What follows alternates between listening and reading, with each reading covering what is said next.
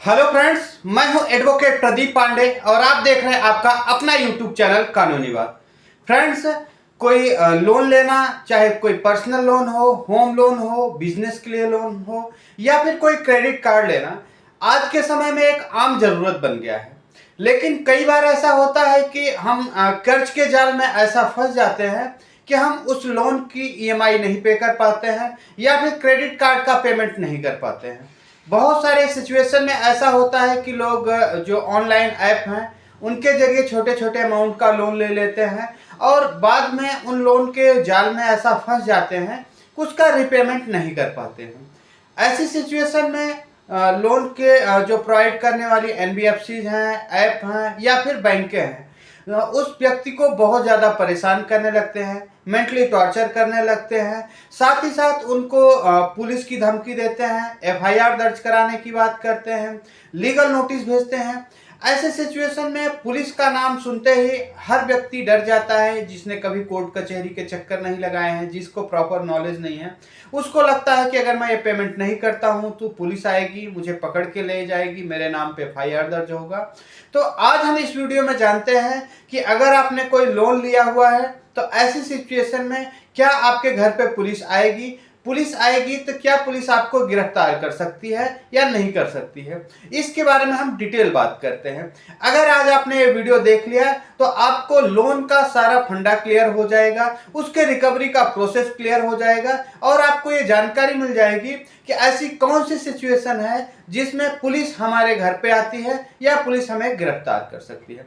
तो फ्रेंड्स, अगर आपने हमारा चैनल सब्सक्राइब नहीं किया है तो चैनल को सब्सक्राइब कर लें और बेल आइकन को प्रेस कर लें ताकि आपको ऐसी लेटेस्ट अपडेट वीडियो मिलते रहें। फ्रेंड्स, लोन जो भी होता है, अगर हमने कोई लोन लिया हुआ है तो लोन के बेसिकली दो कैटेगरी होते हैं। एक तो सिक्योर्ड लोन होता है, एक अनसिक्योर्ड लोन होता है।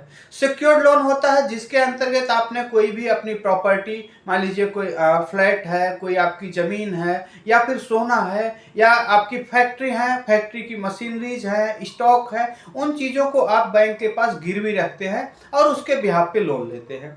दूसरा होता है अनसिक्योर्ड लोन। अनसिक्योर्ड लोन जैसे आपका क्रेडिट कार्ड आपको कोई प्रोवाइड किया गया, कोई पर्सनल लोन आपको प्रोवाइड किया गया, इस टाइप का कोई आपके पास अगर लोन दिया गया है तो अनसिक्योर्ड लोन होता है, जिसमें आपने कोई भी प्रॉपर्टी भी यहाँ पे नहीं रखा हुआ है बैंक के पास।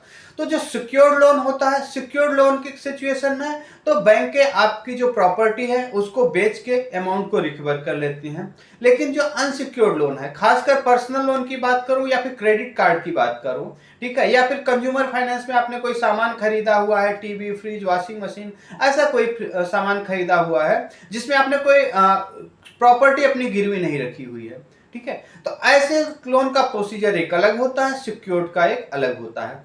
तो आज हम बात करते हैं कि अनसिक्योर्ड लोन के बारे में। सिक्योर्ड लोन के लिए मैं एक स्पेशली वीडियो बना दूंगा कि किस तरीके से अगर आप कोई होम लोन लेते हैं या फिर फैक्ट्री के ऊपर लोन लेते हैं तो किस तरीके से बैंक के वहां पे प्रोसीजर अपनाती हैं। आज यहाँ पे स्पेशली वीडियो मैं बना रहा हूं जो अनसिक्योर्ड लोन लेते हैं, खासकर पर्सनल लोन की बात कर रहा हूं, क्रेडिट कार्ड के लोन है, कंज्यूमर फाइनेंस लोन की बात कर रहा हूं। मैं आज बात कर रहा हूं उन लोन की जो कि लोन 1 करोड़ से नीचे के हैं। 1 करोड़ से जो ऊपर के अमाउंट के लोन होते हैं उनका एक अलग प्रोसीजर होता है, उनके अलग डॉक्यूमेंटेशन होते हैं। 1 करोड़ से नीचे के जो लोन होते हैं 10 लाख, 20 लाख, 50 लाख, 20,000, 50,000, 10,000, कोई भी छोटे से छोटा अमाउंट हो सकता है, बड़ा से बड़ा अमाउंट हो सकता है। 1 करोड़ से नीचे का अनसिक्योर्ड लोन है, उनके लोन के रिकवरी का क्या प्रोसीजर होता है। तो आज मैं बात करता हूं कि मान लीजिए कोई आपने अनसिक्योर्ड लोन लिया हुआ जिसकी पेमेंट आप नहीं कर रहे हैं, आपकी ईएमआई बाउंस हो रही है, तो जब आपकी 3 ईएमआई ड्यू हो जाएगी उसके बाद आपका जो लोन होगा एनपीए हो जाएगा, यानी नॉन परफॉर्मिंग एसेट में कन्वर्ट कर दिया जाएगा। फ्रेंड्स, कोई भी आपने अनसिक्योर्ड लोन लिया हुआ है तो वहां पे जो बैंक का प्रोसीजर होगा रिकवरी का, वहां पे सारा का सारा जो प्रोसीजर होगा सिविल नेचर का होगा। रिकवरी का प्रोसीजर सिविल नेचर के जो केसेज होते हैं उसमें पुलिस का कोई भी इन्वॉल्वमेंट नहीं होता, लेकिन क्रिमिनल नेचर का जो केस होगा उसमें पुलिस का इन्वॉल्वमेंट होता है। तो आज हम आपको इसमें क्लियर बताते हैं किस तरीके से बैंक वाले सिविल नेचर के केस को क्रिमिनल नेचर के केस में कैसे बदलते हैं और किस तरीके से यहाँ पे पुलिस का इंटरफेरेंस आ जाता है। फ्रेंड्स, मान लीजिए आपने कोई क्रेडिट कार्ड लिया हुआ है, उसकी पेमेंट आपके पास ड्यू आ रही है और रिकवरी एजेंट आपको बार बार कॉल कर रहे हैं या फिर आपके ऑफिस में घर पे आपके विजिट कर रहे हैं और उन्होंने इतना प्रेशर बना दिया कि आपसे उन्होंने कोई चेक ले लिया कि आप क्रेडिट कार्ड की पेमेंट अभी नहीं कर पा रहे हैं, तो कब आप करेंगे, जब आपकी सैलरी आएगी तब कर दीजिए, 10 दिन बाद, 15 दिन बाद, 1 महीने बाद दे दीजिए। और उसके दबाव में आपसे उन्होंने कोई चेक ले लिया, पोस्ट डेटेड चेक ले लिया और आपने दबाव में चेक दे दिया। आपके पास बैंक अकाउंट में बैलेंस नहीं है, आप पे नहीं करना चाहते हैं, लेकिन उनको टालने के लिए आपने वहां पे जो है चेक दे दिया। अगर आपने चेक दे दिया तो यहीं से आपका केस जो है क्रिमिनल नेचर के केस में कन्वर्ट हो जाएगा और बैंक क्या करेगा, बैंक आपके चेक को जो है अपने अकाउंट में लगाएगा क्लियरेंस के लिए, आपके खाते में बैलेंस नहीं होगा और आपका चेक बाउंस हो जाएगा। उसके बाद आपको एक लीगल नोटिस इशू किया जाएगा जिसमें 1 महीने का टाइम दिया जाएगा। 1 महीने में आप जवाब देते हैं या नहीं देते हैं। दोनों सिचुएशन में बैंक आपके ऊपर 138 सेक्शन का चेक बाउंसिंग के लिए आपके ऊपर केस करेगा। अब यहां से आपका जो केस है सिविल नेचर का जो था वो क्रिमिनल नेचर में बदल चुका है। अब यहाँ पे केस की प्रोसीडिंग होगी, आपके पास कोर्ट से सम्मन आएगा। कोर्ट का जो सम्मन होगा वो आपको डाक के जरिए भी आ सकता है, इसके अलावा पुलिस के द्वारा भी आ सकता है, या फिर क्या कहते हैं आपको ईमेल के जरिए भी ये डॉक्यूमेंट्स आ सकते हैं। इसके आने के बाद अगर आपने सम्मन आने के बाद कोर्ट में प्रेजेंट नहीं होते हैं, आप अपने बिहाफ पे एडवोकेट्स आपको प्रेजेंट नहीं कराते हैं, ऐसी सिचुएशन में वहां पे अगले डेट पे आपके ऊपर बेलेबल वारंट इशू हो जाएगा। बेलेबल वारंट में भी सेम इशू रहेगा, आपके पास पुलिस आ भी सकती है, कॉल भी कर सकती है और आपके पास इंफॉर्मेशन आ जाएगा कि आपका बेलेबल वारंट इशू हो गया है। इसमें कोई गिरफ्तारी नहीं होती, सिर्फ आपको इंटीमेशन दिया जाता है कि अगली आपकी ये डेट है, अगर आप नहीं आएंगे तो आपको पुलिस वहां पे गिरफ्तार करेगी और कोर्ट में ले जाएगी। लेकिन इसके बाद का जो अगला स्टेप होता है वहां पे अगर आप कोर्ट में नहीं प्रेजेंट होते हैं तो आपके against non bailable warrant issue हो जाएगा, यानी कि गिरफ्तारी वारंट इशू हो जाएगा। अब पुलिस आपके घर पे आएगी, ऑफिस में आएगी, जो भी आपका एड्रेस अवेलेबल रहेगा उस एड्रेस पे आएगी और आपको पकड़ के मजिस्ट्रेट साहब के सामने जहां पे आपका केस चल रहा है वहां पे ले जाके प्रेजेंट किया जाएगा। ऐसी सिचुएशन में मजिस्ट्रेट साहब आपको जुडिशियल कस्टडी में भेज सकते हैं, उसके बाद फिर आपको रेगुलर बेल लेनी पड़ जाएगी।